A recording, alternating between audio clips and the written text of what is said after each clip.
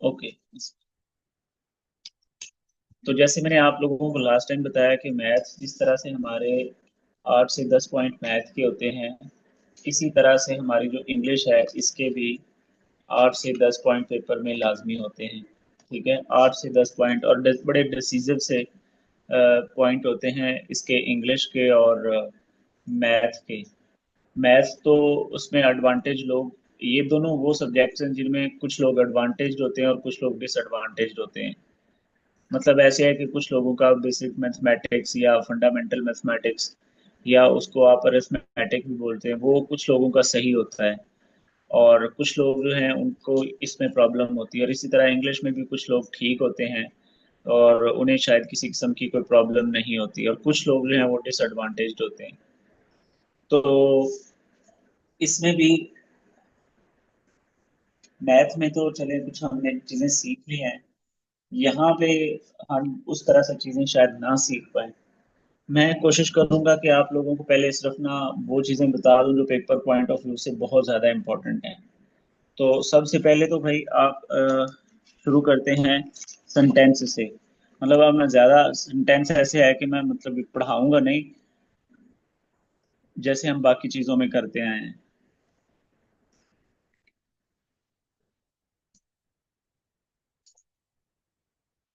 अच्छा, सबसे पहले जो है वो इसका आपका उसने जो क्वेश्चन पूछने हैं, जो वो क्वेश्चन पूछता है और आजकल वो पूछता है सेंटेंस से रिलेटेड क्वेश्चंस।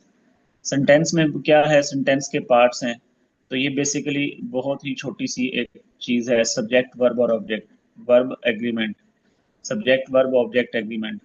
इसमें से दो तरह से सवाल पूछ लेता है। एक तो उसने कभी ये नहीं पूछा कि इसमें सब्जेक्ट क्या है, वर्ब क्या है, ऑब्जेक्ट क्या है। हाँ, ये पूछ लेता है कि प्रेडिकेट क्या होता है। सब्जेक्ट के पार्ट्स होते हैं ना कुछ, तो प्रेडिकेट के बारे में वो पूछ लेता है।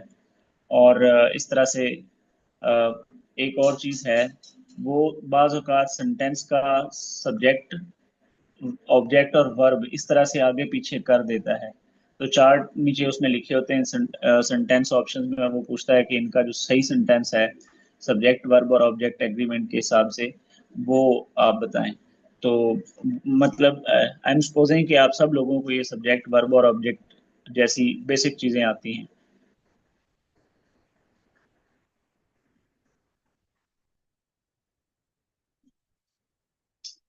अच्छा, इसके बाद जो अगली चीज है ना, आजकल जो लेटेस्ट पेपर्स हैं, अगर हम 2022 से ऑनवर्ड देखें तो हमें एक ट्रेंड नजर आ रहा है देखने को, सेंटेंस की टाइप्स के बारे में वो क्वेश्चन पूछ रहा है। और उसमें से भी वो हमसे ये एक कॉम्प्लेक्स सेंटेंस और एक कंपाउंड सेंटेंस, इन दोनों की जो एग्जांपल्स है ना, वो काफी दफा पूछ रहा है। ठीक है, मतलब वो हमसे कहता है कि कोई ये जो सेंटेंस है, ये कॉम्प्लेक्स सेंटेंस है या कंपाउंड सेंटेंस है। ठीक है, तो आप लोगों ने ये दोनों को देख लेना है, दोनों की एग्जांपल्स देख लेनी है आप लोगों ने, और दोनों में डिफरेंस देख लेना है। तकरीबन तकरीबन आजकल जितने भी सेंटेंसेस, जो नए क्वेश्चन हैं सेंटेंसेस से रिलेटेड पेपर हैं, उनमें ये कंपाउंड और जो आपका कॉम्प्लेक्स सेंटेंस है, इन दोनों के बारे में पूछ रहा होता है। जो आपका कंपाउंड सेंटेंस होता है, असल में हर सेंटेंस के अंदर क्लासेस होती हैं, प्रेडिकेट्स होता है, सब्जेक्ट वर्ब ऑब्जेक्ट होता है। जो कंपाउंड सेंटेंस होता है, इसमें दो या दो से ज्यादा इंडिपेंडेंट क्लासेस होती हैं। दो या दो से ज्यादा इंडिपेंडेंट क्लासेस होती हैं, जिन्हें हम कॉमिक या किसी कोऑर्डिनेटिंग कंजंक्शन के साथ जोड़ते हैं। यहाँ पे मैं एक चीज बोल रहा हूँ, कंजंक्शन। अब कंजंक्शन क्या चीज है, अभी मैं आपको ये भी बताने वाला हूँ कि हम पार्ट्स ऑफ स्पीच पढ़ते हैं। ठीक है, पार्ट्स ऑफ स्पीच। तो ये जो पार्ट्स ऑफ स्पीच हैं, इनमें से भी वो पेपर में आजकल जो सबसे ज्यादा उसका फोकस है वो है प्रेपोजिशन के ऊपर। प्रेपोजिशंस वो हर पेपर में डालता है। अब इसका एक तो तरीकेकार ये है कि कुछ प्रेपोजिशन के प्रिंसिपल्स कर लिए जाएं, और अगर प्रिंसिपल्स कर लिए जाएं तो हमारे बहुत सारे शायद क्वेश्चन ठीक हो जाएं। लेकिन इसके अलावा भी हमें लिटरली स्पीकिंग हमें बहुत सारे प्रेपोजिशन के जो फ्रेजेस होते हैं उनको रट्टा लगाना पड़ता है। फॉर एग्जाम्पल, काल फार का मतलब क्या होता है, काल ऑन का मतलब क्या होता है, काल एट का मतलब क्या होता है। तो ये हमें लिटरली चीजें याद होनी चाहिए, इनके मीनिंग का पता होगा तभी हम सेंटेंस में से चूज कर पाएंगे कि हमारा जो है वो राइट ऑप्शन क्या आएगा। ठीक है। Look at, look upon, look in. ठीक, ये भी इसी तरह से लुक के साथ भी अब डिफरेंट प्रपोजिशन हैं, तो ये फ्रेजेस होते हैं, प्रपोजिशनल फ्रेजेस हम इनको बोलते हैं। इसके लिए मैं आपको सोर्स भी बताता हूँ कि सबसे बेहतरीन जगह कौन सी जहाँ से हम कर सकते हैं। तो अभी मैं बात कर रहा था कि एक हमारे पास होता है कॉम्प्लेक्स सेंटेंस और एक होता है कंपाउंड सेंटेंस। कंपाउंड सेंटेंस में आप लोग याद रखिएगा कि जो क्लासेस होते हैं वो इंडिपेंडेंट होते हैं। ठीक है, वो इंडिपेंडेंट होते हैं और उनको सेपरेट किया जाता है कॉमे के साथ या कोई कोऑर्डिनेटिंग कंजंक्शन लगा के। ठीक है। जैसे कि मैं अगर लिखूं एग्जाम्पल आपको इसकी बोलूं तो it it stopped raining so I went to the park. It stopped raining so I went to the park. मैं यहाँ पे आपको लिख के बताता हूँ ये कंपाउंड कैसे।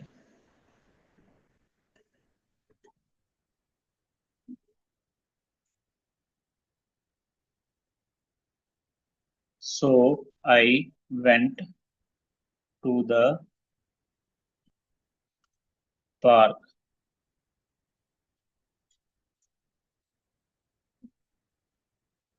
अच्छा, अब इसमें देखें आप जो कंजंक्शन लगा सकते हैं वो for and nor but yet so, ये कंजंक्शंस हैं जो लगा सकते हैं। अब इसमें दो हिस्से हैं। एक हिस्सा है इट स्टॉप रेनिंग, बारिश रुक गई। बारिश रुक गई तो उसके बाद वो चला गया है पार्क में। ठीक है, तो ये इसको वो क्या कर रहा है, कोऑर्डिनेटिंग कंजंक्शन सो लगा के सेपरेट कर रहा है। मतलब ये दोनों डिफरेंट सेंटेंसेस है, दोनों के अपना सब्जेक्ट है, अपना वर्ब है, दोनों का अपना ऑब्जेक्ट है। जो कॉम्प्लेक्स सेंटेंस होता है इसमें एक इंडिपेंडेंट क्लास होता है, यानी कि एक फिक्रा जो होता है आपका वो इंडिपेंडेंट होता है, और दूसरा जो है वो एटलीस्ट जो एक सेंटेंस या एक क्लास जो है वो डिपेंडेंट होता है। ठीक है। फॉर एग्जाम्पल मैं यहाँ पे लिखता हूँ, कम्प्लेक्स सेंटेंस की मैं एग्जांपल देता हूँ आपके, because I worked hard.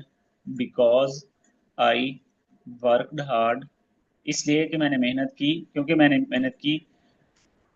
Because I worked hard so I got the job, मुझे नौकरी क्यों मिली है, क्योंकि मैंने मेहनत की है। तो यहाँ पे आई गॉट द जॉब जो है ये डिपेंडेंट है आपका इस सेंटेंस के ऊपर या इस क्लास के ऊपर। तो ये मतलब बात क्या करना चाह रहा था कि कॉम्प्लेक्स सेंटेंस और कंपाउंड सेंटेंस जो हैं इन दोनों को आपने अच्छी तरह से देख के जाना, डिफरेंट और मल्टीपल एग्जांपल्स आपने इनकी देख के जानी है।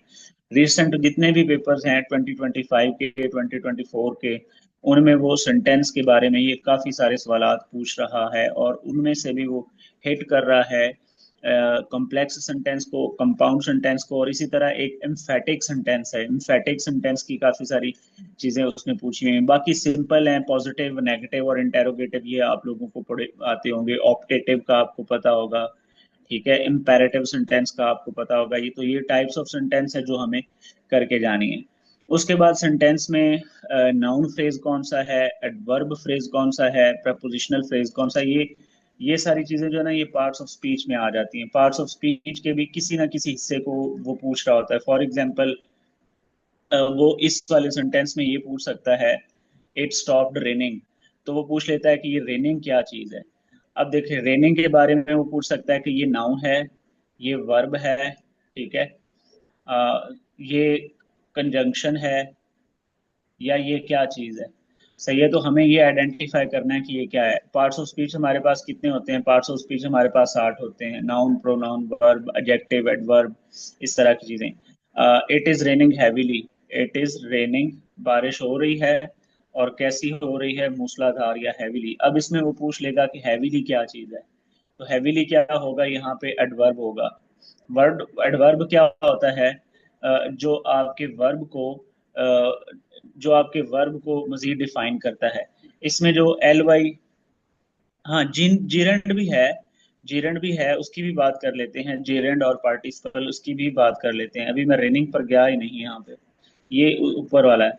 अच्छा, इस वाले सेंटेंस के अंदर हैविली क्या है जी, एडवर्ब। एडवर्ब की पहचान क्या होती है, मोस्टली उसके उसके साथ जो है वो किसी एडजेक्टिव के साथ अगर एल वाई आ रहा हो तो वो आपका एडवर्ब बन जाता है। एडजेक्टिव क्या होता है, एडजेक्टिव होता है किसी भी सेंटेंस, किसी भी नाउन की कोई खूबी, खामी, या उसकी कोई क्वालिटी या नंबर या कलर, ये वो चीजें हैं जो बहुत ट्राइवियल हैं। तो आपने पार्ट्स ऑफ स्पीच को भी पढ़ के जाना है। पार्ट ऐसे करके वो कोई सेंटेंस लिख के उसके किसी भी स्टाफ, उसके किसी भी पार्ट के बारे में, किसी भी वर्ड को पूछ सकता है कि ये कौन सा पार्ट ऑफ स्पीच है। तो इसके ऊपर भी वो काफी सारे सवाल आजकल डाल रहा है। ठीक है, फिर मैंने प्रेपोजिशन की बात की है। फिर उसके बाद अगर हम पार्ट्स ऑफ स्पीच को आगे मजीद थोड़ा सा देखें तो इसके टाइप्स जो हैं इनके ऊपर भी उसने काफी सारे क्वेश्चन पूछे हुए हैं। उसने इसकी टाइप्स जैसे कि पहले, सबसे पहले तो कॉमन नाउन है, प्रॉपर नाउन है, फिर कॉन्क्रीट नाउन है, कलेक्टिव नाउन होता है, एब्स्ट्रैक्ट नाउन होता है। जैसे मैं अगर आप लोगों को एग्जांपल दूं तो एक वर्ब है, एस उसने पूछा हुआ है डिसोबीडियंस। डिसोबीडियंस एक नाउन है। डिस ओबीडियंट, डिसओबी, यही स्पेलिंग होते हैं, डिसओबीडियंट। अब ये नाउन है, तो वो पूछ रहा है ये नाउन कौन सा है। पहले तो ये क्या ये कोई कॉन्क्रीट नाउन है? नहीं, ये कॉन्क्रीट नाउन नहीं है। क्या ये कोई कलेक्टिव नाउन है? ये कलेक्टिव नाउन भी नहीं है। क्या ये एब्स्ट्रैक्ट नाउन है? हाँ जी, ये एब्स्ट्रैक्ट नाउन है। अब एब्स्ट्रैक्ट नाउन क्या होता है? एब्स्ट्रैक्ट नाउन होता है जो, पहली बात, को कॉन्क्रीट ना हो, जो किसी फीलिंग को या किसी इमोशन को एक्सप्रेस कर रहा हो। ठीक है ना? तो डिसओबीडियंट डिसओबीडियंस को शो कर रहा है। तो डिसओबीडियंस जो है ये एक एब्स्ट्रैक्शन है। तो ऐसे नाउन जो एब्स्ट्रैक्शन को जाहिर करते हैं उनको एब्स्ट्रैक्ट कहते हैं। तो इसी तरह आप लोगों ने काइंडली ना जितने भी नाउन की टाइप्स हैं वो भी देख लेनी है। उसने कॉन्क्रीट नाउन का भी क्वेश्चन पूछा हुआ है, उसने कलेक्टिव नाउन का भी पूछा हुआ है, उसने एब्स्ट्रैक्ट नाउन का भी पूछा हुआ है। तो नाउन के बारे में क्वेश्चन डाल देता है। ठीक है। अच्छा, जैसे मैं यहाँ पे, इसके अलावा वर्ब हो गया, इसके भी क्वेश्चंस आते हैं, एडवर्ब के क्वेश्चंस भी आते हैं। ये सारी चीजें आप लोगों ने काइंडली देख लेनी है। ठीक है। फिर वो समटाइम ऐसे दे देता है कि वो चार पांच आप लोगों के सामने सेंटेंस लिख देता है और पूछता है कि इनमें से करेक्ट कौन सा है। वो मैं ऊपर बात करके आ गया हूँ कि ऊपर सेंटेंस जो है वो करेक्ट, यहाँ पे सेंटेंस की करेक्शन के बारे में बहुत सारी चीजें पूछ लेता है। एक तो वो सब्जेक्ट वर्ब और ऑब्जेक्ट, वर्ब ऑब्जेक्ट के एग्रीमेंट के हिसाब से करेक्ट पूछ लेता होता है। सही ना? इसके अलावा वो क्या करता है, समटाइम वो कोई प्रेपोजिशन का गलत इस्तेमाल कर देता है, कोई पोजेशन का गलत केस लगा देता है, कोई आर्टिकल गलत लगा देता है।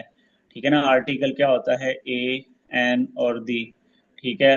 तो उस, या कोई शुरू में कलेक्टिव सेंटेंस, कलेक्टिव नाउन को सब्जेक्ट बना के, कलेक्टिव नाउन को सब्जेक्ट बना के वो उसके आगे वर्ब जो है वो पूछ लेता है कि ये कौन सा सही लगेगा, ये लगेगा ये। जैसे पुलिस है, पुलिस एक कलेक्टिव नाउन है। जैसे आर्मी है, ये कलेक्टिव नाउन है। जैसे जूरी है, ये कलेक्टिव नाउन है। अब इन सब के साथ क्या आएगा? सिंगुलर आपका जो है हेल्पिंग वर्ब आता है, सिंगुलर वर्ब आता होता है। तो ये इस तरह से वो समटाइम एक सेंटेंस के अंदर लिख देगा, police are, police is, army are. तो इस तरह से वो प्लूरल आपका जो वर्ब है वो यूज करके, या सिंगुलर वर्ब यूज करके आपको डिफरेंट सेंटेंस देगा और आपको कहेगा कि इसमें से आप जो राइट है वो चूज करें। ओके। फिर प्रोनाउन जो है, इसकी टाइप्स। अब प्रोनाउन क्या होता है? प्रोनाउन होते हैं ऐसे, पता है ना प्रोनाउन क्या होते हैं? प्रोनाउन क्या होता है? इट इज वेरी सिंपल, जो नाउन की जगह पे आता है। जैसे ही, शी, इट, ही शी वगैरह हो जाता है, हुई, मी वगैरह। अब इसमें से प्रोनाउन, प्रोनाउन में से, हाँ जी, प्रोनाउन में से इसकी भी तीन टाइप्स हैं। एक होता है हमारा सब्जेक्टिव प्रोनाउन, एक होता है हमारा ऑब्जेक्टिव प्रोनाउन, और एक होता है हमारा पोजेसिव प्रोनाउन। ठीक है। जैसे मैं अगर लिखूं आई, ठीक है, इसका ऑब्जेक्टिव क्या होगा? मी। और इसकी पोजेसिव केस क्या हो जाएगी? माई। तो हमें ये तीनों इनकी केसेस का भी पता होना चाहिए। इसके इनके ऊपर भी उसने क्वेश्चन पूछे हुए हैं। ठीक है। बाज़ औक़ात वो, मतलब हम पीछे हमने आई लगाया होता है और इसकी ऑब्जेक्टिव केस के ऊपर हम अस लगा देते हैं, अस लगा के वो फिक्रा उसने लिखा होता है। तो इस तरह के भी काफी सारे फिक्रे आए हुए हैं, ये भी हमने देख लेने हैं।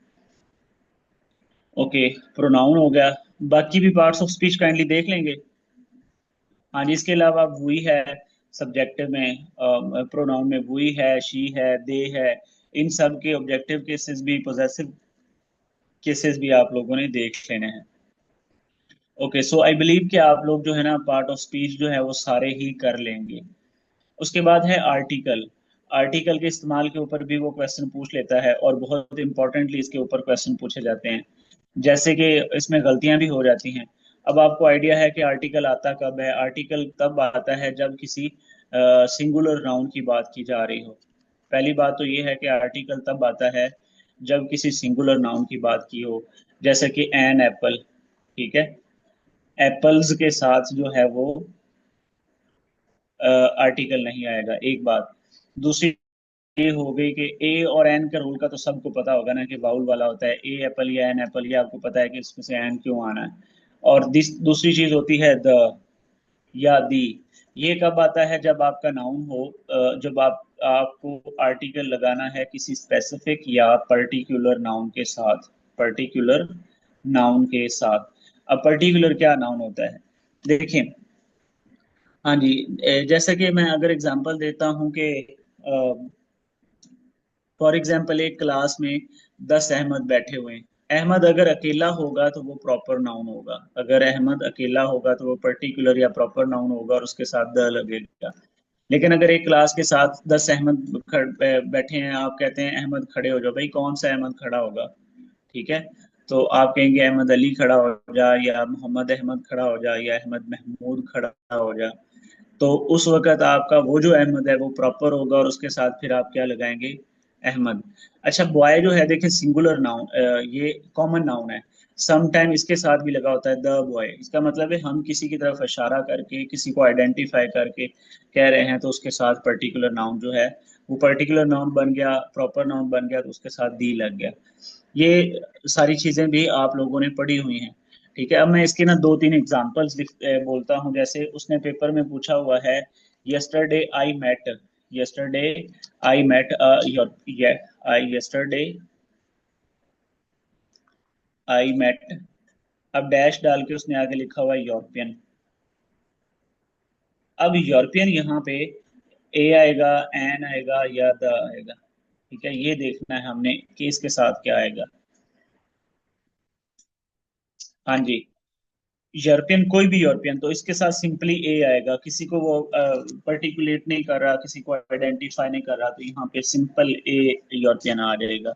ठीक है, या इसके अलावा फिर आगे देखें, आगे क्या एग्जांपल हो सकती है?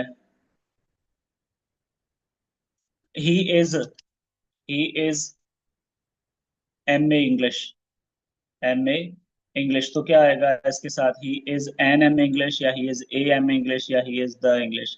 तो इस तरह से आर्टिकल की कोई भी एग्जांपल वो आप लोगों से पूछ सकता है। पेपर में जो दो तीन इंपॉर्टेंट है, इनमें से एक ये मेट यूरोपियन वाला भी काफी इंपॉर्टेंट है, कंफ्यूज करता है। साउथ अफ्रीका, वो सम टाइम ऐसे करता है, किसी कॉन्टिनेंट का या किसी कंट्री का स्टेट या डेमोनिम इस्तेमाल करके पूछ लेता है। तो हमें वहां पे एक्चुअली ये डिपेंड करता है कि वो सेंटेंस किस तरह का है।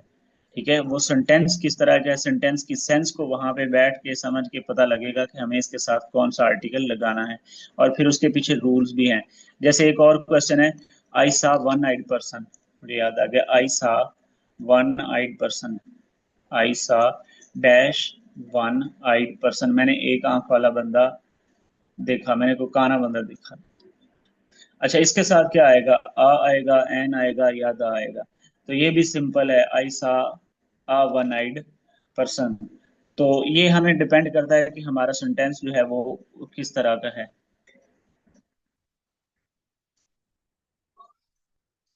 फिर मैं द वाली अगर एग्जांपल दूं, जैसे मैंने कहा है the boy I met, the boy I met is Pakistani. अब यहाँ पे वो किसी एक मखसूस लड़के को पार्टिकुलेट कर रहा है कि वो लड़का जिससे मैं मिला वो पाकिस्तानी है। ठीक है, तो यहाँ पे जो बॉय है, हालांकि ये बॉय कॉमन नाउन है तो इसके साथ तो क्या है, ए एन आना चाहिए, लेकिन यहाँ पे वो इसको जब पर्टिकुलेट कर रहा है तो इसके साथ द लगेगा। अब इस सेंटेंस की सेंस बता रही है कि भाई आप लोगों ने इसको द लगाना है। तो द कब लगाना है, ए कब लगाना है, एन कब लगाना है, एक तो इसके पीछे कुछ रूल्स हैं, वो आप लोगों ने पढ़ लेने हैं। और बाकी दूसरी चीज है कि उसका जो सेंटेंस का उस वक्त मूड होगा, उसके हिसाब से भी आपके जो वर्ब है वो लगेंगे, सॉरी आर्टिकल लगेंगे। उसके बाद वर्ब और उसकी टाइप्स, जैसे एक्शन वर्ब है, लिंकिंग वर्ब है, हेल्पिंग वर्ब है, या ट्रांजिटिव वर्ब है, या इनट्रांजिटिव वर्ब है। ये आप, या कोई मॉडल वर्ब है, ये आपने देखना है। मॉडल वर्ब जो है उनके साथ वर्ब की फर्स्ट फॉर्म आती है, ये आपने देखना है। सही है। और इसके अलावा बीन जो है, ये वो फॉर्म सम टाइम पूछ लेता है, जैसे बीन है, बीन BEEN बीन, ये फर्स्ट फॉर्म है, सेकंड फॉर्म है, थर्ड फॉर्म है, ये एक्सिलरी वर्ब है, या ये हेल्पिंग वर्ब है, या ये ट्रांजिटिव वर्ब है। सिंपल चीजें हैं, ये वो पूछ लेता है। अच्छा, होता है ऐसे कि इंग्लिश, इतनी बेसिक इंग्लिश सबको आती है, लेकिन बाज औकात हम वहाँ पे पेपर में कंफ्यूज होके भी बहुत सारे क्वेश्चन करके आ जाते हैं। तो वहाँ इसके लिए जितनी हमारी प्रैक्टिस होगी वो हमें मदद देगी। ठीक है। तो यहाँ पे मैं बता रहा हूँ कि वर्ब के साथ, मतलब modal verbs, helping verbs, transitive verb हो गया आपका। इन्फिनिटिव क्या होता है? इन्फिनिटिव होता है कि किसी वर्ब से पहले अगर टू लगा हो, या टू के बाद वर्ब की फर्स्ट फॉर्म लगी हो। टू के बाद हमेशा मोस्टली वर्ब की फर्स्ट फॉर्म आती है। ठीक है, जब आपने कोई एक्शन इंडिकेट करना हो। इस तरह पार्टिसिपल, जीरंड, ये सब वर्ब्स की फॉर्म हैं, तो इनको भी आप लोगों ने देख के जाना है, पढ़ के जाना है, कुछ एग्जाम्पल इनके करके जानी है।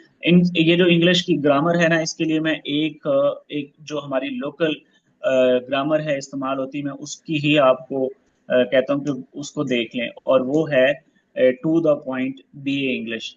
BA के लिए या BSc के लिए टू द पॉइंट एक इंग्लिश ग्रामर है, इंग्लिश ग्रामर एंड कंपोजिशन, बहुत अच्छी बुक है। उस बंदे ने क्या काम किया हुआ है, उस बंदे ने इतनी मेहनत की हुई है कि पाकिस्तान में 1970 या 1980 के बाद CSS exam, PMS exam, graduation के पंजाब यूनिवर्सिटी के पेपर और दीगर यूनिवर्सिटीज के जितने भी इंग्लिश के पेपर हुए हैं, उन सारों की प्रेपोजिशन, सारों के वर्ब, सारों के सिनोनिम, एंटोनिम्स और इडियम्स और फ्रेजेस, प्रेपोजिशन, ये सारी चीजें उस बंदे ने उठा के अपनी ग्रामर में डाली हुई हैं। तो मोस्टली हमारे पेपर में उस दिन भी बता रहा था, स्टैंडर्डाइज्ड होते हैं, जो पुराने क्वेश्चन बैंक्स होते हैं वहीं से आते हैं। तो मतलब हम अगर वो टू द पॉइंट, हम ये बड़ी ग्रामर्स की तरफ ना जाएं, ऑक्सफोर्ड की तरफ नहीं जाना चाहिए। मैं ऑक्सफोर्ड कभी नहीं रिकमेंड करता। हाँ, ऑक्सफोर्ड उन लोगों को करनी चाहिए जो CSS वगैरह की तरफ जा रहे हैं, जो ऐसे कर रहे हैं, या वो जो एक आजकल ग्रामर चलती, high school grammar, Wren and Martin. Wren and Martin का हमारे किसी जगह पे कोई काम नहीं होता। बेसिक जो चीजें हैं वो हमें सारी टू द पॉइंट में उर्दू ट्रांसलेशन के साथ सारी चीजें मिलती हैं, प्रैक्टिस में मिलती हैं। सो आई सुजेस्ट कि उसका PDF वर्जन कहीं से ढूंढ लें, या वो कहीं से ले लें। तो आप जितनी भी प्रैक्टिस है इंग्लिश ग्रामर की वो वहां से करें, तो आपको कोई ना कोई क्वेश्चन देखने को वहां से मिल जाएगा। अच्छा, उसके बाद ये एडवर्ब है। Adverb, adverb of place, adverb of manner, adverb of time, adverb of frequency, ये एडवर्ब की टाइप्स हैं। फिर एडवर्ब की भी डिग्रीज होती हैं, जैसे मच, सो, टू, ये इसकी डिग्रीज हैं। तो आप लोगों ने, जैसे एडजेक्टिव की डिग्रीज होती हैं, ऐसे एडवर्ब की भी सम टाइम डिग्रीज होती हैं। तो हम लोगों ने एडवर्ब को भी पढ़ के जाना है मोस्टली। तो मैं बताया कि इसकी सबसे बेस्ट आइडेंटिफिकेशन ये होती है कि आपका जो ऑब्जेक्टिव है, एडजेक्टिव है आपका, उसके साथ अगर LY लगा, जैसे फास्ट, फास्ट से फास्टली, तो फास्टली एक वर्ब है, फास्ट एडजेक्टिव है, और फास्टली एक वर्ब है। क्विक से क्विकली, क्विक का मतलब, क्विक हमारा एक एडजेक्टिव है और क्विकली उसका एक एडवर्ब है। अच्छा, इसके अलावा कुछ और एडवर्ब है, जैसे कि मच, सो, वेरी, TOO, एनफ, और वेल के बारे में वो पूछ लेता है, WELL। काफी दफा दफा आप लोगों ने लिखा होगा, देखा होगा कि वेल लिखा होता है और उसने पूछा होता है कि ये जो वेल है ये क्या है, ये कौन सी चीज है, ये एडवर्ब है या एडजेक्टिव है या क्या चीज है। ठीक है, तो ये भी आप लोग इसको भी इन चीजों को भी देख लीजिएगा। अच्छा, उसके बाद कंजंक्शन है। कंजंक्शन, जैसे आप लोग ऐसे के पेपर में भी जाएंगे, तो conjunction is the most important thing in ऐसे राइटिंग एज वेल, जहाँ पे आपको पढ़ाया जाता है कि लिंकिंग वर्ड्स का आपने इस्तेमाल करना है, एक सेंटेंस से दूसरे सेंटेंस में जाते हुए, एक पैरा से दूसरे पैरा में जाते हुए। तो कंजंक्शंस जो होते हैं, ये इनका काम बेसिकली क्या होता है, ये कोई भी दो क्लासेस को मिलाते हैं या कोई भी दो सेंटेंसेस को मिलाते हैं। या कोई भी दो पैराज को मिलाते हैं। तो कंजंक्शन जैसा कि एंड, बट, हाउएवर, नॉनथेलेस होता है, दस, सो, हेंस, और इसके अलावा बहुत सारे होते हैं, कॉन्ट्रेरी, कितने ही हो सकते हैं। तो हमने जो कंजंक्शंस हैं इनको भी लाजमी पढ़ना है। ठीक है। पेपर में इनके बारे में भी काफी सारे क्वेश्चन पूछे, इवन उसने ये भी पूछा हुआ है कि वो पार्ट ऑफ स्पीच जो दो क्लासेस को मिलाता है उसको क्या बोलते हैं। उसने ये भी पूछा हुआ है, कंजंक्शन जॉइंस, ठीक है, आगे दो, two verb, two sentences, two classes, या व्हाट, या नन ऑफ दीज, या ऑल ऑफ दीज। तो ये हमने करके जाने हैं। फिर कंजंक्शन के बारे में वो क्वेश्चन भी पूछ लेता है, जैसे उसने लिखा है जी, लिखा है, my sister is not studying hard, but I am, या आई हैव, या आई आर। इसमें अब देखें बट का इस्तेमाल किया गया है। जैसे नो बॉडी डैश डाल के उसने लिखा हुआ है, nobody dash, you can be selfish, you could be selfish, nobody. अब यहाँ पे क्या आएगा, बट आएगा, ओनली आएगा, फ्रॉम आएगा। तो नो बॉडी के बाद बट आता होता है। तो ये जो कंजंक्शंस है ये भी हमें इनके रूल्स भी देख लेने हैं। ये कंजंक्शन के बारे में भी हमें पढ़ के जाना है। इसी तरह इंटरजेक्शन है, इंटरजेक्शन पढ़ के जाएं, जीरेंड, इन्फिनिटिव, इन्फिनिटिव पार्टिसिपल पढ़ के जाएं। उसके बाद जी sentences, tenses, present, present tense, उसका प्रेजेंट का सारे tenses, past tense, perfect tenses, सारे आप लोग पढ़ के जाइएगा। ये क्वेश्चन वो काफी बार पूछता है। जैसे कि मैं एक एग्जांपल देता हूँ, यहाँ पे मैं लिखता हूँ, I I go to London, I go to London next week. अब इसके साथ क्या आएगा, I will go to London, ठीक है, I will go to London, या सिंपल गो टू लंदन, क्या आना चाहिए, या I had go to London, या कुछ भी कर लें, I went to London. Went तो नहीं आ सकता क्योंकि नेक्स्ट लिखा हुआ है, हैड भी नहीं आ सकता। अब डिसाइड करें विल और गो में से क्या आएगा, ये उसने सवाल पूछा हुआ है। या एक और चीज है तीसरी, एम गोइंग, एम गोइंग, इन चलें, गो तो यहाँ पे नहीं आएगा, गो तो यहाँ पे नहीं आएगा। इन दोनों में से बताएं भाई, I will go to London next week आएगा, या I am going to London next week आएगा। अब देखें ये एक छोटी सी मतलब चीज है, हो सकता है इसके पीछे कोई रूल है या नहीं है। अब हमें ये लग रहा है कि विल भी आएगा, हमें ये लग रहा है कि वो भी आएगा। अब इस तरह, ये बहुत बेसिक है ना, तो इस तरह के क्वेश्चन हम गलत करके आ जाते हैं। ठीक है, तो पोल करें, बताएं क्या आएगा।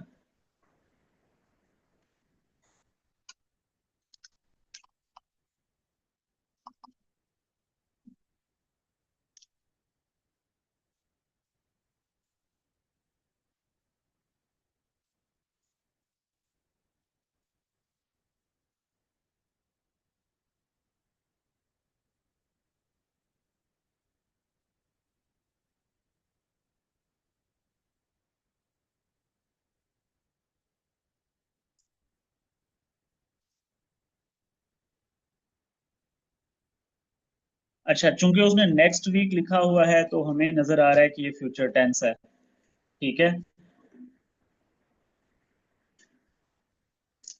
उसने नेक्स्ट वीक लिखा हुआ है तो हमें नजर आ रहा है कि ये जो है ये हमारा क्या बनेगा, फ्यूचर टेंस बनेगा। और फ्यूचर टेंस में हम लगाएंगे विल या शैल। ठीक है, विल या शैल।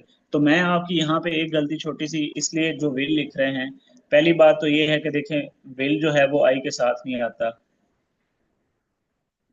आई के साथ क्या आता है, शेल आता है। तो इस वजह से आपका विल तो रिजेक्ट हो गया। तो पीछे क्या बचा, एम गोइंग। क्योंकि जो फ्यूचर टेंस है इसमें हम फ्यूचर टेंस को प्रेजेंट कंटिन्यूस के तौर पे भी इस्तेमाल कर सकते हैं। तो इसका क्या आएगा, I am going to London next week. हालांकि विल भी ठीक था, I will go to London next week, but will और शेल का होता क्या है ये जरा सुन लें।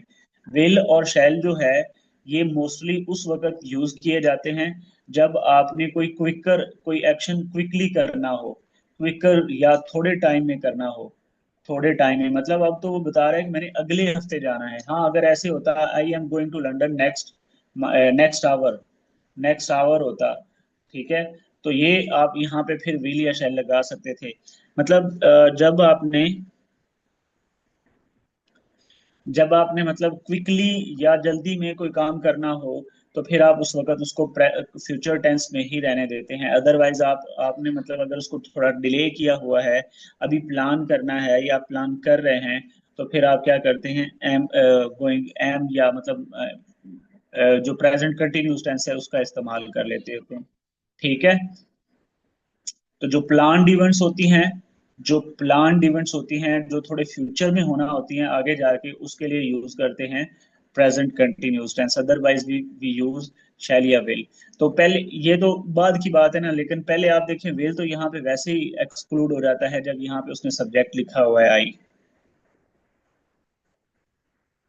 ठीक है। तो इस तरह की गलतियां हम अक्सर औकात पेपर में करके आ जाते हैं, और ये सेंटेंस है, ये बड़ा सिंपल सा सेंटेंस है। इसी तरह का एक और सेंटेंस है, आई, जरा देखिएगा, आई जिम डेली। जिम जाता हूँ जी, डेली जाता हूँ। I go to gym daily, या I am going to gym daily. और तीसरा क्या आ सकता है, I went to gym daily या आई गोज। हाँ जी, अब बताएं। वेंट नहीं आएगा, I went to daily show कर रहा है कि आप हैबिचुअली कोई काम कर रहे हैं, तो प्रेजेंट टेंस होगा। गोज भी नहीं आएगा क्योंकि जो आई है इसके साथ एस ई आई एस वाली फॉर्म जो है वो नहीं यूज होती। तो पीछे रह गया एम गोइंग या गो, इसमें से क्या आएगा, हाँ जी बताएं।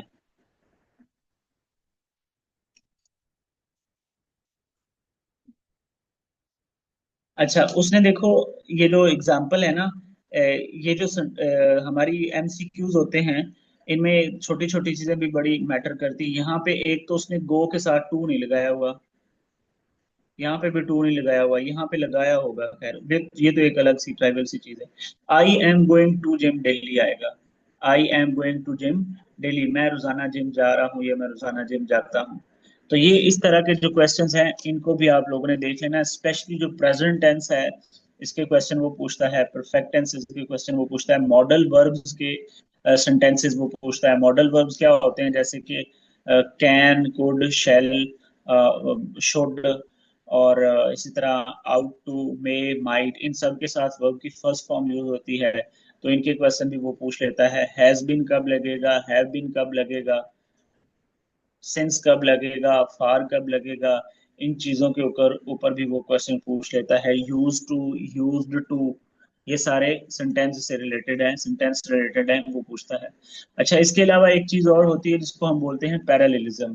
पैरालेलिज्म, प्रिंसिपल ऑफ पैरालेलिज्म, प्रिंसिपल ऑफ पैरालेलिज्म। पैरालेलिज्म क्या होता है, प्रिंसिपल ऑफ पैरालेलिज्म क्या होता है? पैरालेलिज्म का मतलब होता है कि मतलब आपका सेंटेंस दो, एक सेंटेंस है, बड़ा सेंटेंस है, उसके दो पार्ट्स हैं। पहला सेंटेंस जो है आपका, उसका जो पहला पार्ट है वो है प्रेजेंट प्रेजेंट का। तो रूल क्या कहता है कि दूसरा भी आपका प्रेजेंट का होना चाहिए या फ्यूचर का होना चाहिए।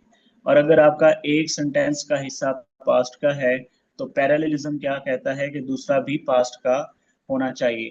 ठीक है, इसको प्रिंसिपल ऑफ पैरेललिज्म कहते हैं। तो इस तरह से भी वो क्वेश्चन गलत करके दे रहा होता है। फॉर एग्जाम्पल, एक तो ये हो गया। एक ये होता है कि आपने अगर एक ही type of form of verb use की है सेंटेंस के एक हिस्से में, तो दूसरे में भी वही यूज करें। फॉर एग्जाम्पल मैं लिखता हूँ, going to Lahore, I found, क्या लिखूं पैरेललिज्म की एग्जांपल में? नहीं।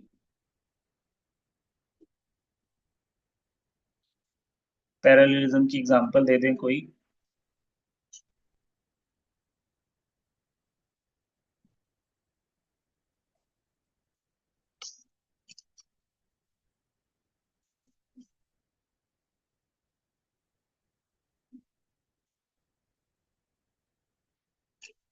जैसे my friend called me, my friend लिखे, ये पास्ट टेंस में से, my friend called me and he, आगे छोड़ के मैं लिखता हूँ अबाउट हिज फादर, उसने मुझे बताया।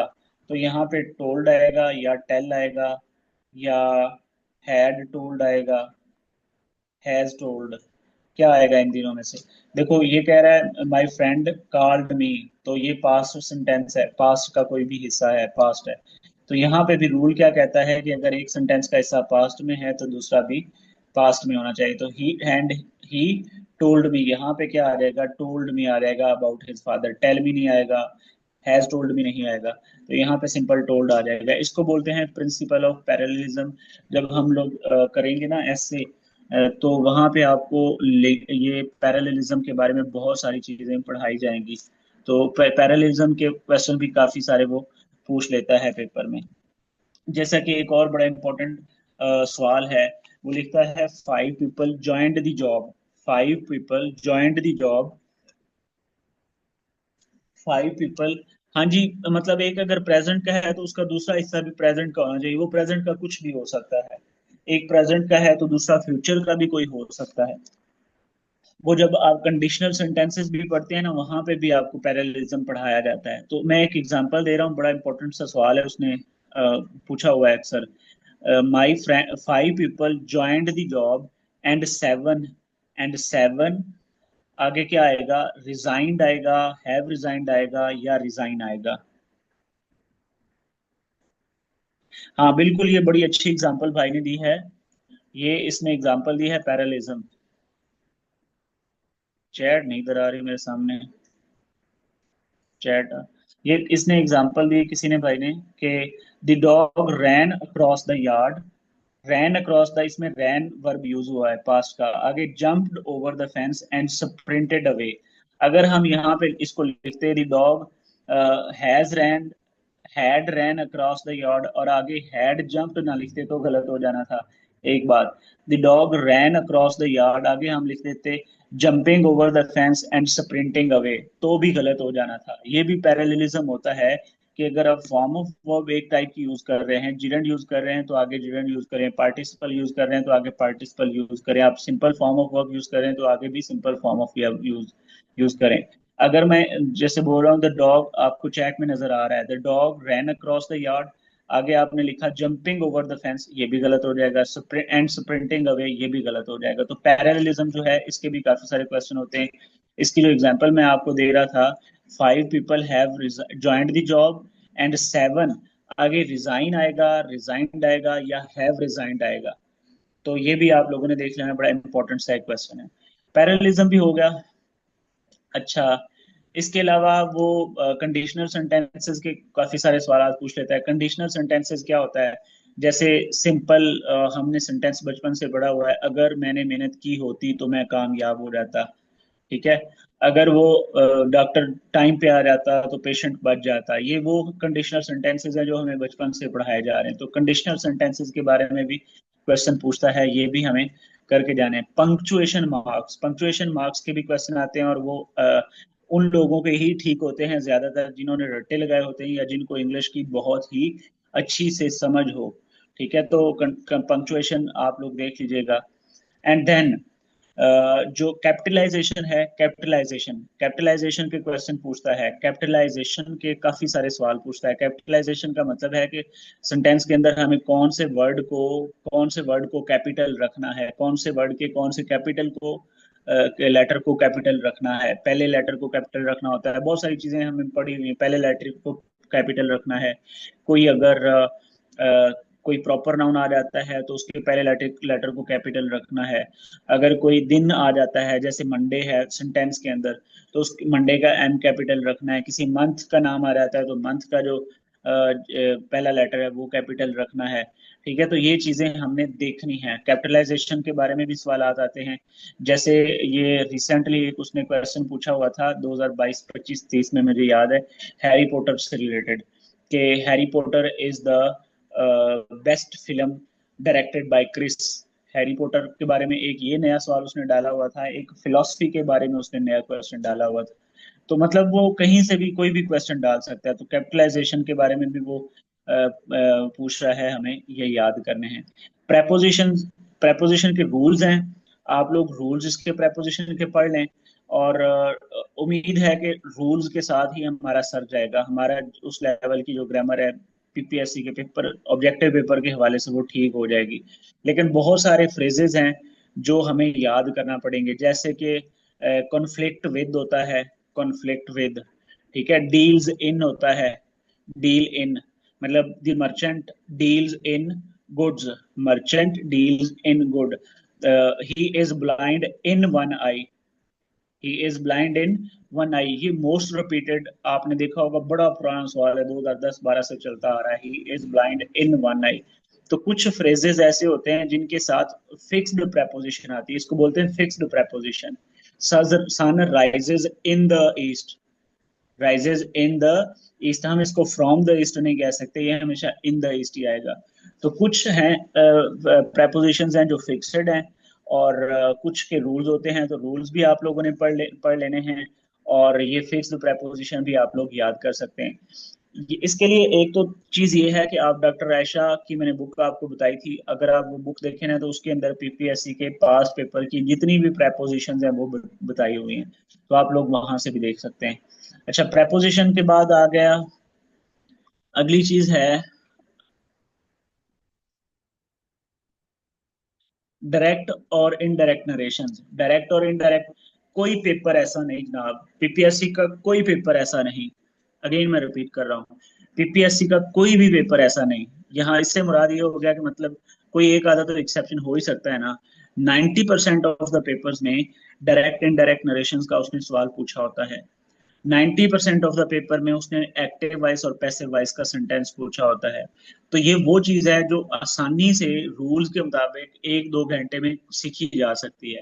सो यू पीपल आर एडवाइज कि आप लोगों ने डायरेक्ट और इनडायरेक्ट नरेशन और एक्टिव और पैसिव वॉइस को लाजमी तौर पे करके जाना है, क्योंकि आपका एक नहीं 2 नंबर इसके साथ जुड़े होते हैं, और वो 2 नंबर और वो 1 नंबर भी बहुत इंपॉर्टेंट होता है जब हम किसी मेरिट के ऊपर फाइट कर रहे होते हैं। तो डायरेक्ट और इनडायरेक्ट नरेशन हमने लाजमी करके जानी है, ठीक है। अगर यहाँ पे कराएं तो हमारा काफी ज्यादा टाइम लग जाएगा उनके ऊपर ही। हम सब ने वो पढ़ी हुई है डायरेक्ट और इनडायरेक्ट नरेशन, और हम सब ने पैसिव वॉइस एक्टिव वॉइस भी पढ़े हुए हैं, बस आप लोगों ने उनको क्या करना है, रिवाइज करना है, तो आपको वो आ जाएंगे एक आधी दफा। बाकी सेंटेंसेस के बारे में मैं बता चुका कि इम्पेरेटिव सेंटेंसेस, ऑपरेटिव और एक्सक्लेमेटरी सेंटेंसेस के बारे में भी वो क्वेश्चन पूछ लेता है। टेंसेस की भी बात हो गई। लेट वाले जो सवाल हैं, लेट वाले सेंटेंस, उनका एक्टिव पैसिव भी देख के जाना, लेट एलईटी लेट वाला, जैसे लेट्स प्ले, लेट्स प्ले, अब इसका पैसिव वाइज क्या होगा, अगर बनता है तो, नहीं बनता तो नन ऑफ दीज, ठीक है। अच्छा, अब इससे आखिरी जो चीज है, लास्ट थिंग अबाउट इंग्लिश, वो बहुत इंपॉर्टेंट है। टू लास्ट थिंग्स, वो क्या है जनाब, एक आपके सिनोनिम्स और एक आपके एंटोनिम्स, यानी कि आपकी वोकैबुलरी, आपकी वोकैबुलरी जितनी बन चुकी वो तो बन चुकी। इसके अलावा वो सिनोनिम्स के क्वेश्चन हर पेपर में पूछता है, एंटोनिम्स के क्वेश्चन हर पेपर में पूछता है, और तीसरी चीज होती है इडियम्स, इडियम्स। ये क्वेश्चन भी सिनोनिम और एंटोनिम भी, जैसे मैंने आपको बताया डायरेक्ट इनडायरेक्ट और एक्टिव पैसिव वॉइस हर सेंटेंस हर पेपर में होते हैं, ऐसे ही सिनोनिम और एंटोनिम भी हर पेपर में एक एक दो दो तीन तीन लाजमी पूछा है। तकरीबन 3 से 4 क्वेश्चन जो होते हैं वो आपके एमसीक्यू से रिलेटेड होते हैं, और एक या दो बल्कि ज्यादा भी हो सकते हैं, मतलब 5 नंबर का कुल मिला के आपका जो पेपर है इंग्लिश का, वो सिनोनिम एंटोनिम और इडियम्स में से होता है। अच्छा, इसके इसमें मैं आपकी क्या मदद कर सकता हूँ। मैंने 2015 से लेके 2025 तक, 2015 से लेके, देखिए मैं सारे सेंटेंसेस आपको सिनोनिम एंटोनिम यहाँ पे नहीं पढ़ा सकता, मैं सारे इडियम्स नहीं पढ़ा सकता क्योंकि वो तो बहुत ज्यादा हो जाएंगे। मैं आपकी मदद ये कर सकता हूँ कि मैंने 2015 से लेके 2025 तक जितने भी सिनोनिम्स पेपर्स में रिपीट हुए हैं या बार बार आए हैं, वो सारे अलग से निकाले हुए हैं। मैंने सारे एंटोनिम्स अलग से निकाले हुए हैं, ये तकरीबन 300 वर्ड्स के करीब ये बनता है, और 300-400 वर्ड्स ही ये बनते हैं। इसी तरह जितने भी इडियम्स उसने पूछे हुए हैं, मैंने वो भी कोई 100-150 तकरीबन होगा, वो भी मैंने यहाँ से करके देखा हुआ है। अब मेरी प्रैक्टिस क्या है कि मैं हमेशा इन्हीं को रिपीट करके जाता रहता हूँ पेपर में। मैंने कभी मतलब इसके अलावा मैंने सिर्फ एक और जगह कंसल्ट किया है, वो मैं बताता हूँ आपको। तो मैं चांसेस पे छोड़ के जाता हूँ कि अगर इन 5 में से एक आधा नया आ भी गया तो पहले तो अल्लाह खैर करे कि वो शायद इन्हीं से रिलेटेड होगा कोई वर्ड जो आया तो, तो वो रडार में आ जाता है। और अगर ना हो तो अल्लाह हाफिज, हम उसको छोड़ भी सकते हैं। अगर वो बिल्कुल ब्लैंक है, हमें उसकी समझ नहीं आ रही, हमें रूट वर्ड्स का अगर पता हो, रूट वर्ड्स क्या होते हैं, रूट वर्ड्स का अगर हमें पता हो तो हम वोकैबुलरी को प्रिडिक्ट कर सकते हैं। और अगर हमें रूट वर्ड का ना पता हो तो फिर एक आधा सेंटेंस, एक आधा नंबर जो है वो हम छोड़ भी सकते हैं। So what will I help you in that, कि मैं आपको वो 300 400 सिनोनिम, एंटोनिम्स और आपको इडियम्स जो है वो प्रोवाइड कर दूंगा। वो कल तक मैं इंशाल्लाह आपको शेयर कर दूंगा, आप उनको रट्टा लगाइएगा लाजमी। अब मैं शर्तिया कह रहा हूँ कि 5 हैं, अगर आए हैं तो उनमें से 5 में से 4 जो है वो सिर्फ पास पेपर के रिपीटेड ही होंगे। ठीक है। और एक और मैं यहाँ पे बात करने लगा था, हाँ, नए वर्ड किस तरह से आपने याद करने। एक तो आप रूट वर्ड्स जो है वो याद कर लें। ठीक है, रूट वर्ड्स याद करें। तुक्के, तुक्के के ऊपर बात करें तो तुक्का असल में ये है कि जब आप ना मसलन ऐसे है, तुक्के लगाने चाहिए। वैसे आई ऑलवेज सुजेस्ट कि आपको तुक्के लगाने चाहिए। मसलन अगर आपने 4 तुक्के लगाए हैं, बिल्कुल ब्लैंक ना हो, ऐसा हो कि मतलब आपको बिल्कुल ही ब्लैंक हो एक चीज के बारे में, आपको ना पता हो, तो फिर तो आप तुक्का छोड़ दें। लेकिन अगर आपको थोड़ा सा भी श्योरिटी है या डाउट हो रहा है तो फिर आप तुक्का लगाएं। मैं तो बल्कि इवन ये कहता हूं कि आप एटलीस्ट 95 प्लस क्वेश्चंस करके आए पेपर में। और मेरी स्ट्रेटजी हमेशा रही, यही रही है। मैंने हमेशा मैंने 95 प्लस ही किए हैं। ठीक है। ये उस वक्त होता है कि जब आप सिर्फ 40 और 45 के बीच में खड़े हों और आपको डर हो कि यार यहाँ से अगर मैंने आगे, इतने आपके एमसीक्यू ठीक है, आपको लग रहा है कि मुझे सिर्फ इतना ही स्कोर चाहिए 40 45, और यहाँ से आगे मैं करूंगा तो मेरा मसला खराब हो सकता है। या आपको पता है कि आपने पेपर पेपर देने वाले को पेपर में पता लग जाता है कि भाई इसका मेरिट इतना बनना है, प्रेडिक्टेबिलिटी होती है, सबकी होती है, सब प्रिडिक्ट कर लेते हैं कि यार इसका मेरिट तकरीबन तकरीबन इतना खड़ा होगा। अब जैसे कि आजकल देखें, आजकल वन पेपर में से हर पेपर का मेरिट 68 से लेके 72 तक खड़ा हो रहा है। जिसकी भी सीटें 10 प्लस हैं उसका मेरिट इसमें आ रहा है, इससे ज्यादा मेरिट नहीं जा रहा, इससे कम मेरिट नहीं आ रहा। तो when you are sitting in the paper, you people can decide कि इसका मेरिट जो है वो 68 से 72 में आना है। और अगर आपके 68 से 72 में या 75 तक एमसीक्यूज ठीक हो रहे हैं तो फिर आप तुक्का ना लगाएं, आप रिस्क ना लें। बट अगर आप नीचे हैं इस थ्रेशोल्ड से तो फिर आपको तुक्का लगाना चाहिए, आपको मैक्सिमम नंबर ऑफ क्वेश्चन जो है वो अटेम्प्ट करके आना चाहिए। एंड आई ऑलवेज रिकमेंड कि आप मैक्सिमम जो नंबर ऑफ क्वेश्चन है वो करके आए। Okay. So I was discussing यहाँ पे, जैसे इस पेपर की बात कर ले अगर एसडीओ की, तो मेरा ख्याल है कि एसडीओ में आपको एटलीस्ट जीके में 65 स्कोर करना होगा। अगर आप 65 या मिनिमम भी है तो 60 प्लस। अगर आप 60 प्लस से कम है तो फिर थोड़ी खतरे वाली बात होगी, क्योंकि यहाँ पे लास्ट वाला पेपर भी बड़ा तगड़ा किस्म का है और पेपर वाला भी ऐसे भी तगड़ा है। और ऐसे का तो सबका मोस्टली इक्वल ही होगा, मतलब वो या तो पास होगा या फिर फेल होगा। पास भी हो गया तो हार्डली भी 40 45 42 44 तक की जाएगा। और कोई बहुत लायक फायक फतीन बच्चा हो, जो मेहनती हो, जो शुरू से ऐसे लिखता आ रहा है, जो पीएमएस करता आ रहा है, जो सीएसएस करता है, वो तो हम एक्सेप्शन हैं, 10 15 एक्सेप्शन मान लेंगे कि 50 प्लस चले गए, एक आधा 60 प्लस चला गया, but majority of the people will stand between 40 to 45। तो वो सब के लिए बराबर होगा ऐसे।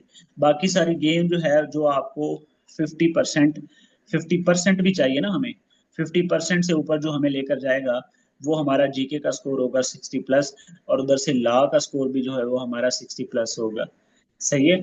तो ये चीजें भी हमने माइंड में रखनी है। हाँ, ऐसे में बिल्कुल या विन करेंगे या लर्न करेंगे, बस दो ही चीजें होंगी। तो उसके बाद हाँ, मैं बात कर रहा था कि वोकैबुलरी के लिए सिनोनिम और एंटोनिम, देखो ये सिर्फ 4 5 नंबर के लिए हमें इतना ज्यादा नहीं खपना चाहिए। जो मैं अभी बात करने जा रहा हूँ, प्रिंसटन प्रेस की एक बुक आती है, प्रिंसटन प्रेस की बुक आती है, और उसका नाम है वर्ड स्मार्ट। बहुत बेहतरीन किस्म की बुक है वोकैबुलरी के लिए। अगर किसी को अपनी वोकैबुलरी बढ़ाने का शौक है तो ये वर्ड स्मार्ट से best book I never recommend. इसमें क्या है, इसमें उसने डेली आपको 10 वर्ड्स की एक एक्सरसाइज दी हुई है। उसके उसको फिर आपने कॉलम मैचिंग के जरिए भी आपने वोकेबलरी को वहां पे ठीक करना है। वहां पे नीचे वो सेंटेंस बनाकर भी उसने दिए हुए हैं, फिर उसने प्रैक्टिस एक्सरसाइजेज डाली हुई हैं जिनके आपने सेंटेंसेस खुद से बनाने हैं। 10 वर्ड्स में उसने हर एक्सरसाइज को, हर अल्फाबेटिक्स बैट्स की 10 एक्सरसाइज डिवाइड की हुई, बहुत बेहतरीन किस्म की बुक है ये।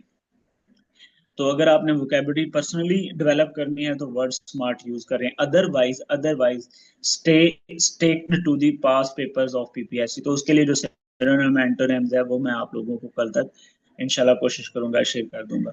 तो मेरी तरफ से इंग्लिश का ये था। ये सारा पोर्शन आप लोगों ने खुद ही करना है, बिकॉज आई बिलीव कि हम सब इतने पढ़े लिखे हैं कि हमें ये active voice, passive wise, direct indirect आते हैं, हमें प्रेपोजिशंस आती हैं, हमें कैपिटलाइजेशन के रूल्स आते हैं, हमें टेंसेस आते हैं। ठीक है, यहाँ पे जो रटने वाली चीजें हैं, जो करने वाली चीजें हैं, वो वोकेबलरी है, इडियम्स हैं और प्रेपोजिशनल फ्रेजेस हैं।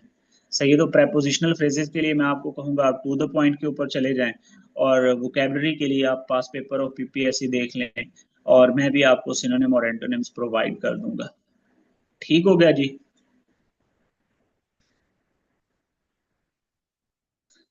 हाँ बिल्कुल, इंग्लिश को आप पास पेपर्स पे छोड़ दें। अगर आप पास पेपर करेंगे ना तो आपकी इंग्लिश बेहतरीन हो जाएगी। मतलब अगर उसने 10 नंबर की इंग्लिश पूछी है ना, तो आई बिलीव कि उस 10 में से 7-8 नंबर्स तो हैं वो हम ले ही लेंगे इंशाल्लाह। मतलब वो आ जाते होते हैं।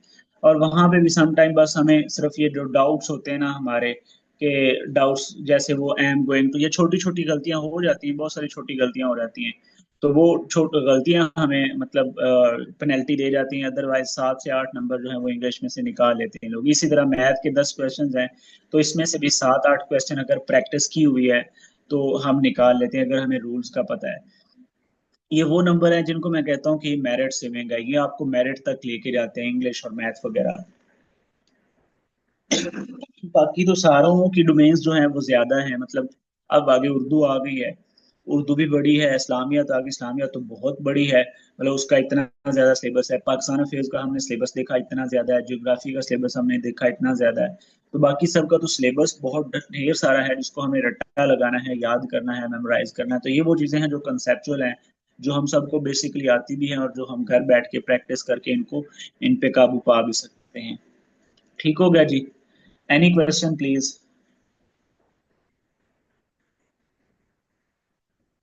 तो मेरी तरफ से इंग्लिश इतना ही है। मैंने आपको वो सारे टॉपिक्स बता दिए जिन जिन में से वो पेपर पूछता है।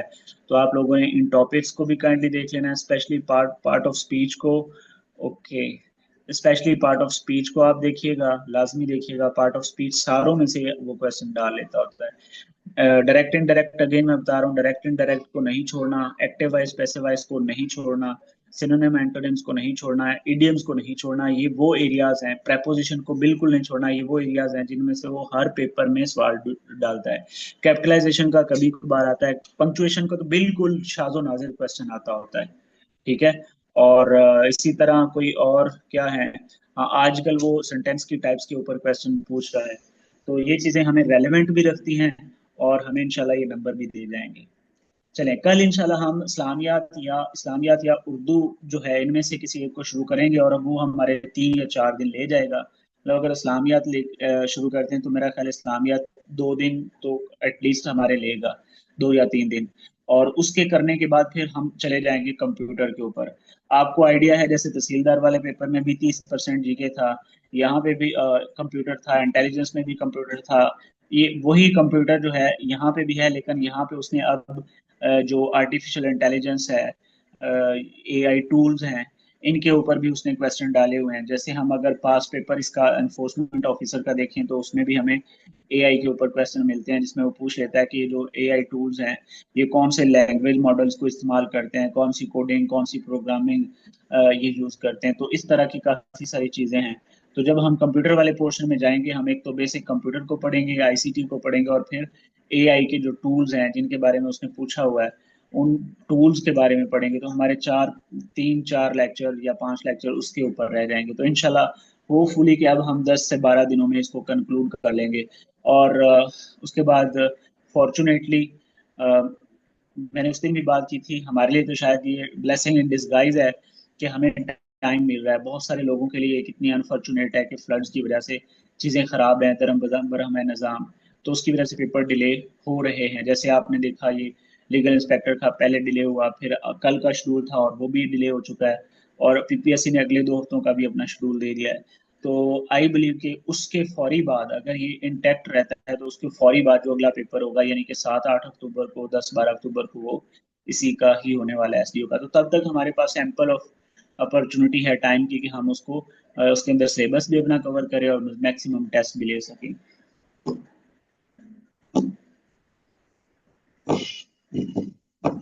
तहसीलदार की सीट आप लोगों ने देखा, सुनने में आ रहा है कि दोबारा आज कुछ लोगों ने शेयर की हुई थी कि इतनी इतनी सीट्स हैं, तहसीलदार की सीट्स भी दोबारा आ रही हैं, तो उसका सिलेबस भी ये जीके वाला यही रहेगा।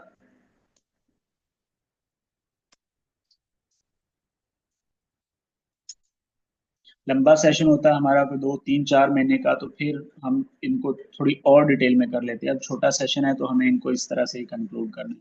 चलें, ठीक है, अल्लाह हाफिज।